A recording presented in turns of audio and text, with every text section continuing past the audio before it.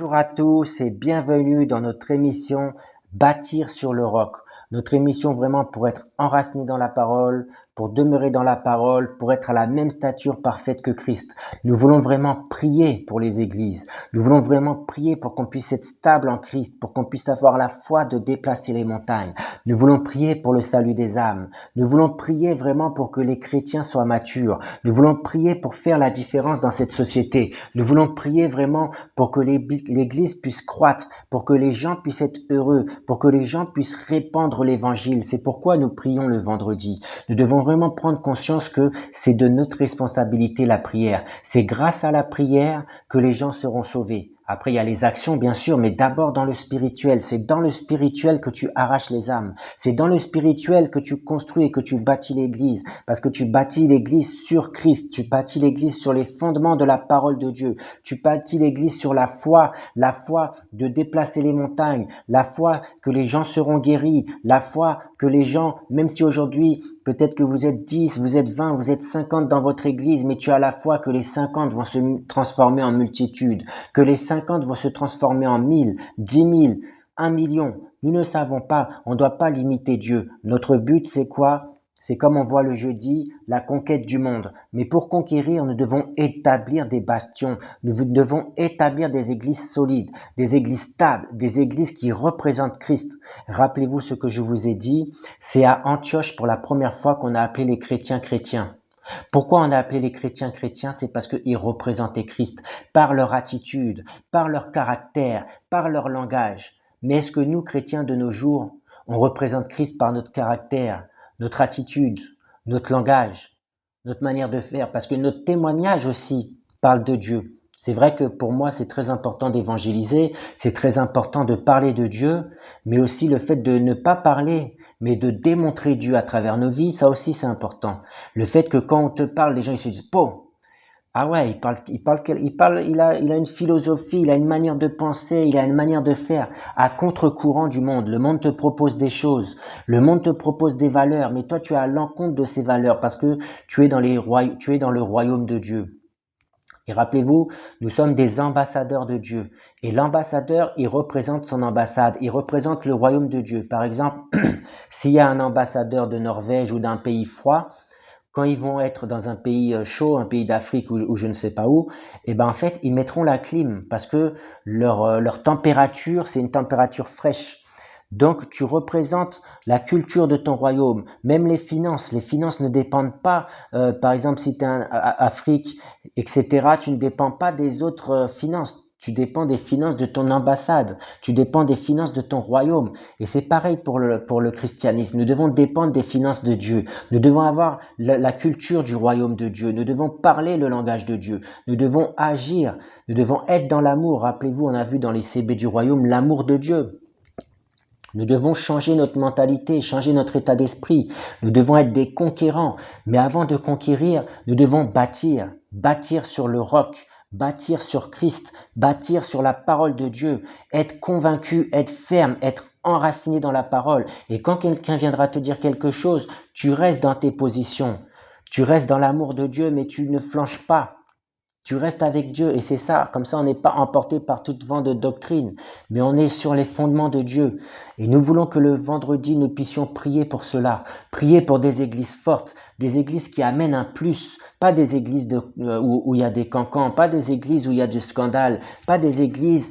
non, non, non, nous voulons des églises où Dieu agit.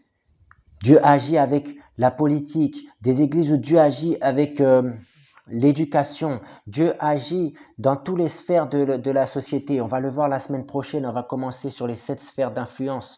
On va commencer à parler sur la religion, on va commencer à parler sur la politique, etc. Parce qu'à l'époque, rappelez-vous, en Égypte, qu'est-ce qui s'est passé en Égypte? Le roi a fait un rêve. Et qui c'est qui a pu interpréter ce rêve? C'était un homme de Dieu. Et il a pu, grâce à Dieu, on a pu voir comment ça s'appelle, les vaches maigres et les vaches grasses. Et du coup, Dieu a dit, voilà, il y aura une période de grande bénédiction, il y aura une période où vous serez bénis, mais après, il y aura une période de famine.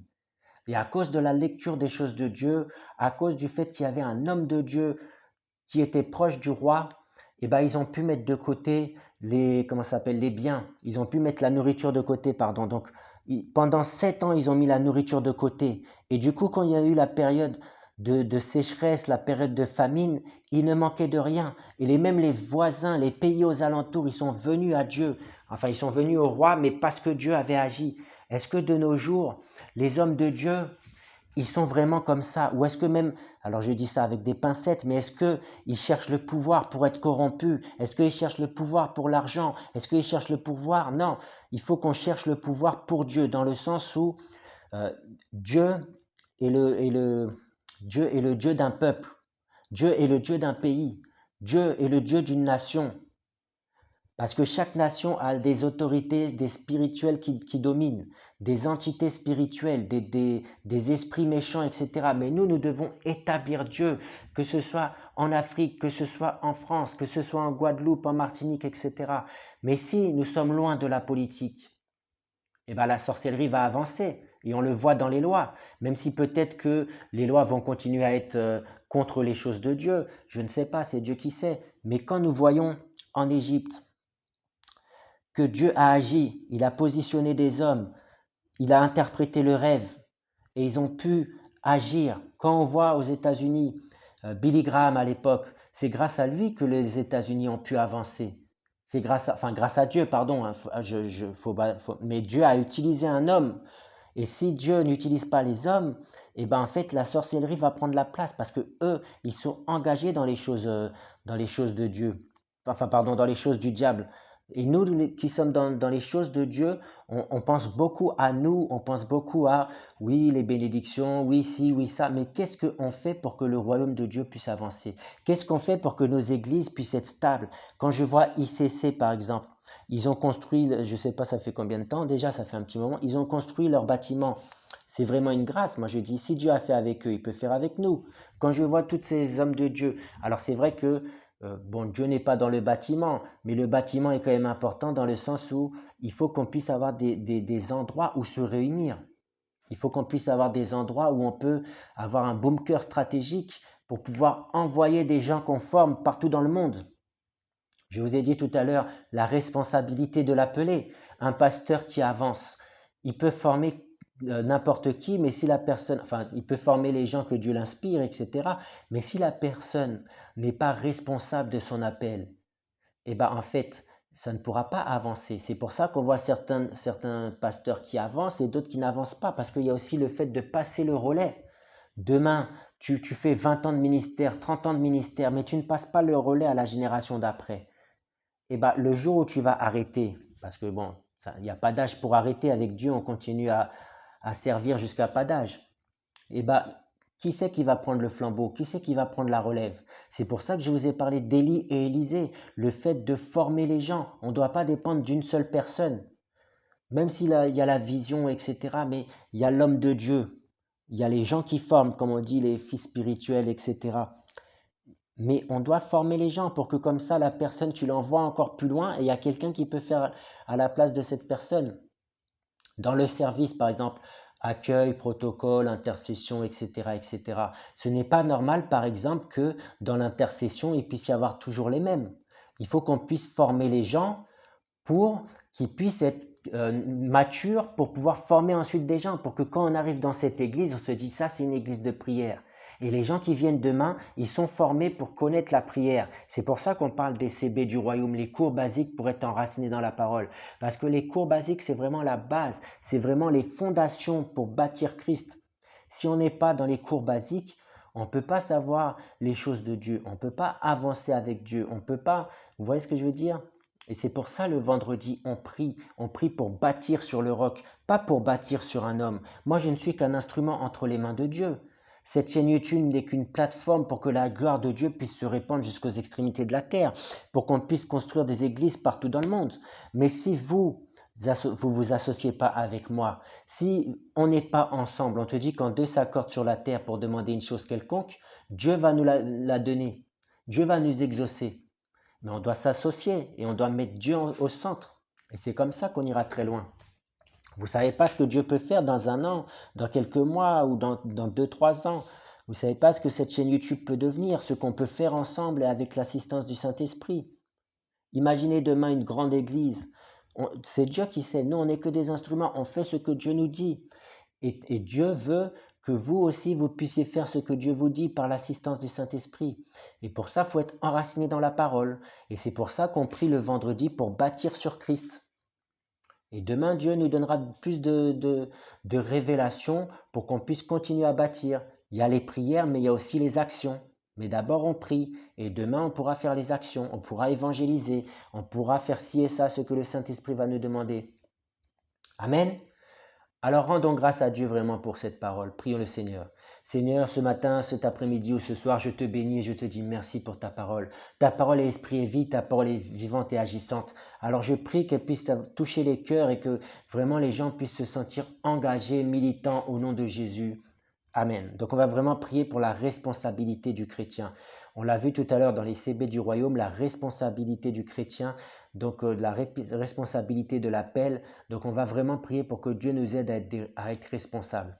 Seigneur, mon Dieu, mon roi, je prie vraiment pour chaque frère et sœur qui me regarde, qui puisse être responsable de sa vie avec Dieu, qui puisse être responsable de son appel, responsable de son ministère, parce que même si un prophète peut se prophétiser sur lui, mais s'il ne prend pas conscience de son appel, s'il ne prend pas conscience de qui il est, de son identité en Christ, il ne pourra pas faire pour toi, Seigneur Jésus. Alors je prie pour la responsabilité de l'appel. Au nom de Jésus, Amen. On va faire une petite chanson. Je te dis que si tu crois, tu verras la gloire de Dieu. Je te dis que si tu crois, tu verras la gloire de Dieu. Tu verras la gloire de Dieu. Tu verras la gloire de Dieu. Je te dis que si tu crois, tu verras la gloire de Dieu. Amen. Et Jésus nous disait prier sans cesse. Jésus nous disait l'esprit de grâce et de supplication. On doit être des hommes et des femmes de prière. On doit être des hommes vraiment et des femmes qui engagent la prière. Quand on fait les choses, on prie. Pour l'Église, on prie. C'est pour ça que le jeudi, on prie pour l'extension du royaume et le vendredi, on prie pour bâtir sur le roc, bâtir sur Christ, pour qu'on puisse avoir des églises stables, etc. Donc on va prier aussi qu'on puisse être des hommes et des femmes de prière. C'est pas suffisant de prier 10 minutes, etc. Mais minimum, normalement, on devrait prier 2h40, la dîme du temps. Mais bon, après, on n'est pas là pour calculer combien d'heures on prie. C'est pas ça le plus important. Le plus important, c'est déjà de prier. Alors prions que Dieu mette le fardeau de la prière en nous, cet esprit de grâce et de supplication. Prions le Seigneur. Seigneur, nous voulons être une église qui prie. Tu as dit, voici que cette église est une église qui prie pour les nations, qui prie pour les peuples. Alors nous prions que nous puissions être une église qui prie, une église vraiment engagée dans la prière, cet esprit de grâce et de supplication, qu'on puisse prier sans cesse, qu'on puisse prier pour l'église, pour bâtir sur le roc, qu'on puisse prier pour l'extension du royaume, qu'on puisse prier pour les serviteurs, qu'on puisse prier pour que ton nom soit répandu jusqu'aux extrémités de la terre. Je prie vraiment qu'on puisse prier. Prier aussi pour les autorités, prier aussi pour les, comment ça s'appelle, les présidents, prier pour la police, prier pour les jeunes, prier pour toutes les sphères de la société parce que nous avons notre responsabilité dans la prière. Prier pour qu'il y ait moins d'accidents, moins d'incidents, prier pour qu'il y ait moins de maladies, prier pour la guérison, prier vraiment pour que tu puisses agir, Seigneur Saint-Esprit. Alors je te dis merci Seigneur, merci pour tout au nom de Jésus. Amen. Alors je vous dis vraiment, n'hésitez pas à vous abonner, à liker, à partager et même à me donner des idées de prière. On est ensemble et je vous dis à la semaine prochaine. Bye bye.